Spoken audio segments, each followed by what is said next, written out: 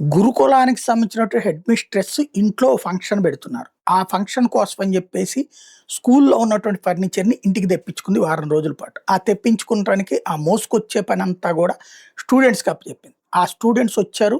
స మేడం గారి ఇంట్లో అంత ఫర్నిచర్ ఇదంతా సెట్ చేసుకొచ్చారు. ఆ ఫర్నిచర్ వ్యవహారాల సందర్భంలో వచ్చినటువంటి స్టూడెంట్లు ఆటోలో తిరిగి వెళ్తున్నటువంటి సందర్భంలో నలుగురు దూకేశారు ఆటోలో నుంచి. అందులో ఒక విద్యార్థిని చనిపోవడంతో ఇప్పుడు కామారెడ్డి, తెలంగాణలోని కామారెడ్డి దగ్గర ఉన్నటువంటి బోర్లా దగ్గర జరిగినటువంటి ఇన్సిడెంట్‌లో ఒక అమ్మాయి చనిపోయింది. దాంతో ప్రిన్సిపల్ అయినటువంటి సునీత, అలాగే ఆటో డ్రైవర్ కాశీనాథుడి మీద కేసు పెట్టారు. ఇక్కడ అర్థం కానిదేంటంటే, ఆ ఫర్నిచర్ తీసుకురావడం, వాడటం, ఆ తర్వాతన ఆ ఖాళీ ఆటోలో వెళ్తున్నప్పుడు దూకేశారట. ఎందుకు దూకేసినట్టు అనేది అర్థం కాలేదు.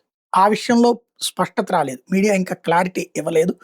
పోలీసులు క్లారిటీ ఇవ్వలేదు. ఎందుకు దూకేయాల్సొస్తుంది వాళ్ళు ఆటోలో వెళ్తూ ఉన్నటువంటి సందర్భంలో అన్నది. ఆ దూకినటువంటి సందర్భంలో ముగ్గురికి గాయాలైతే ఒక స్టూడెంట్ చనిపోవడం అన్నటువంటిది ఇప్పుడు సంచలనం సృష్టిస్తోంది.